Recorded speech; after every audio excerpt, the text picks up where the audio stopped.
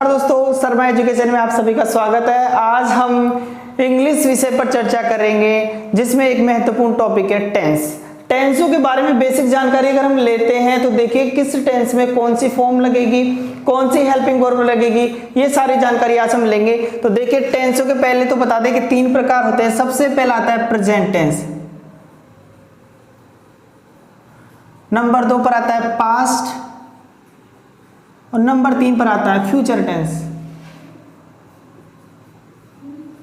ठीक है दोस्तों, अब देखो प्रत्येक टेंस को 4 भागों में डिवाइड किए गए तो पहला नंबर आता है इंडेफिनेट का आता है दोस्तों।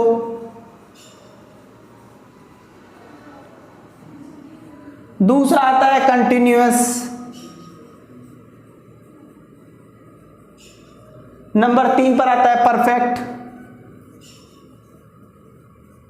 और नंबर 4 पर आता है परफेक्ट कंटिन्यूअस।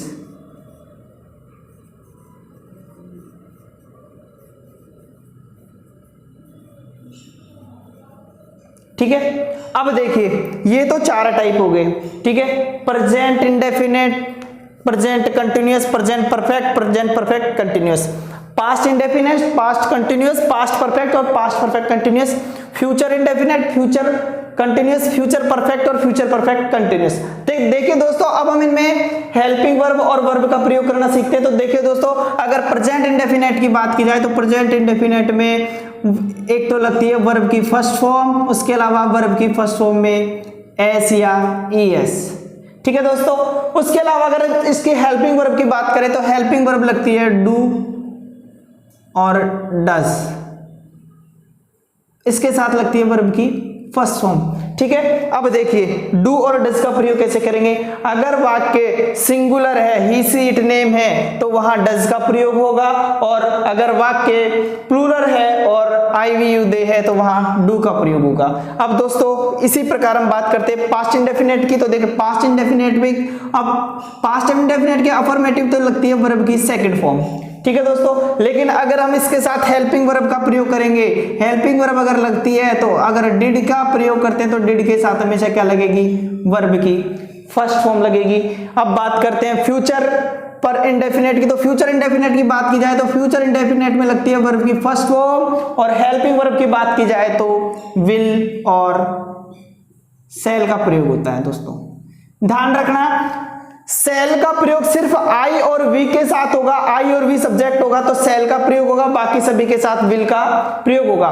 तो देखिए दोस्तों, अगर हम ये तो हमने बात की इंडेफिनेट के बारे में, प्रेजेंट इंडेफिनेट, पास्ट इंडेफिनेट और फ्यूचर इंडेफिनेट। अब हम बात करते हैं कंटिन्यूअस की। तो देखिए प्रेजेंट कंटिन्यूअस में देखो, कंटिन्यूअस का कोई भी हो, प्रेजेंट कंटिन्यूअस हो, पास्ट हो और फ्यूचर हो, तीनों के तीनों कंटिन्यूअस में लगती है वर्ब की फॉर्म में आईएनजी। क्या लगेगी दोस्तों, वर्ब की फॉर्म में क्या लगेगी, आईएनजी। अब देखिए, अब यहां बात करते हैं सिर्फ हेल्पिंग वर्ब की। हेल्पिंग वर्ब के बारे में बात किया जाता है तो यहां पे 3 प्रकार की हेल्पिंग वर्ब है, इज, एम और आर। इज, एम और आर। इज का प्रयोग कहां होगा, ही सी इट नेम और सिंगुलर के साथ ही का प्रयोग होगा, और सिर्फ एम का प्रयोग होता है वो होता है आई के साथ। किसके साथ होगा दोस्तों, आई के साथ होगा, बाकी प्लूरल सब्जेक्ट के साथ आर का प्रयोग होगा। अब बात करते हैं पास्ट कंटिन्यूअस की। तो पास्ट कंटिन्यूअस में देखो हेल्पिंग वर्ब लगती है वाज और वर।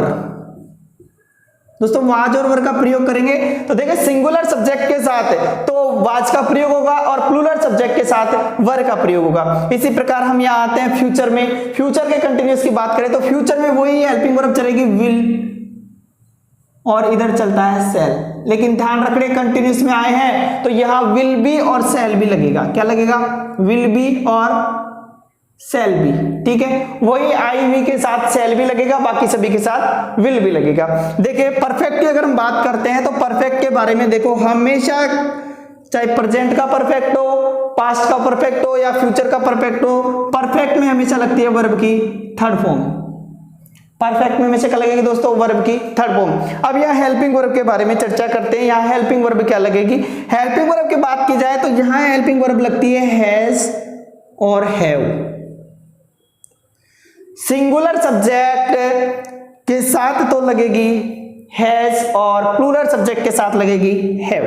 ठीक है दोस्तों, अब हम बात करते हैं पास्ट परफेक्ट की, अगर पास्ट परफेक्ट की बात की जाए तो देखिए पास्ट परफेक्ट में सिर्फ एक हेल्पिंग वर्ब लगती है, हैड। सिंगुलर प्लूरल दोनों प्रकार के सब्जेक्ट के साथ क्या लग जाएगी, हैड। अब हम बात करते हैं फ्यूचर परफेक्ट की। फ्यूचर परफेक्ट की बात करें तो फ्यूचर परफेक्ट में देखो विल हैव और दूसरी लगेगी शैल हैव, ठीक है। अब यहां आईवी के साथ शैल हैव लगेगा, बाकी सभी के साथ विल हैव लगेगा। अब हम बात करते हैं परफेक्ट कंटिन्यूअस के बारे में। अब देखिए परफेक्ट कंटिन्यूअस के बारे में अगर हम बात करेंगे तो देखिए परफेक्ट कंटिन्यूअस, देखिए परफेक्ट प्लस कंटिन्यूअस, दो टेंस हो गई, परफेक्ट और कंटिन्यूअस। तो देखिए यहां क्या होता है कि ये कंटिन्यूअस से तो इसमें आएगा वर्ब के फॉर्म में आईएनजी, ठीक है दोस्तों। वर्ब की फॉर्म में क्या लग गया, आईएनजी लग गया वर्ब में। अब देखना, अब हम बात करेंगे यहाँ हेल्पिंग वर्ब की। अब क्या आ रहा है, परफेक्ट, परफेक्ट आ रहा है तो परफेक्ट से हेल्पिंग वर्ब लेंगे। यहां से परफेक्ट से यहां है, इसके हेल्पिंग वर्ब ले ली गई हैज और हैव, यहां हेल्पिंग वर्ब ले ली गई हैड, और यहां हेल्पिंग वर्ब ले ली जाएगी विल हैव और शैल हैव, ठीक है। अब देखिए कंटिन्यूअस से तो आईएनजी हो गया, उसके बाद में परफेक्ट से हेल्पिंग वर्ब ले ली, लेकिन अब देखिए यहां ये हेल्पिंग वर्ब के साथ इसमें लगता है परफेक्ट कंटिन्यूअस का खुद का बीन, हैज बीन और हैव बीन, यहां लगेगी हैड बीन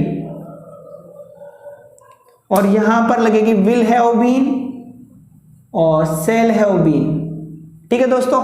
अब देखिए कहां किसके साथ क्या लगेगी, देखिए ही सी इट नेम और सिंगुलर सब्जेक्ट होगा तो हैज बीन लग जाएगी, और आई वी यू दे और प्लूरल सब्जेक्ट होगा तो हैव बीन लग जाएगी। उसके बाद में हम बात करते हैं पास्ट परफेक्ट कंटिन्यूअस की, तो यहां एक हेल्पिंग वर्ब है तो सभी के साथ क्या लगेगी, हैड बीन लगेगी, ठीक है दोस्तों। अब हम बात करते हैं फ्यूचर की। फ्यूचर परफेक्ट कंटिन्यूअस की बात करेंगे तो फ्यूचर परफेक्ट कंटिन्यूअस में विल हैव बीन लगेगा और आई और वी के साथ शैल हैव बीन लगेगा। तो दोस्तों ये थी हमारी टेंस से संबंधित महत्वपूर्ण जानकारी।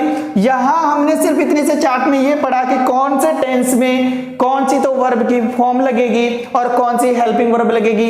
इसके बाद ये थोड़ी सी बेसिक डिटेल्स दी गई हैं। अगर जो नेक्स्ट हमारा जो वीडियो होगा उसमें हम नेक्स्ट वीडियो में हम यहाँ टेंसों के बारे में जानकारी करेंगे। प्रेजेंट टेंस से शुरुआत करेंगे, फिर पास्ट टेंस के बारे में पढ़ेंगे, फ्यूचर के बारे में पढ़ेंगे। लेकिन टेंस को पढ़ने से पहले हमें उनकी थोड़ी बेसिक नॉलेज होनी चाहिए। बेसिक नॉलेज के लिए हमने एक सारणी बनाई है, इस सारणी को आप ढंग से देखिए और देखने के बाद अगर कुछ समझ में नहीं आता है तो उसे कमेंट बॉक्स में जरूर डालें।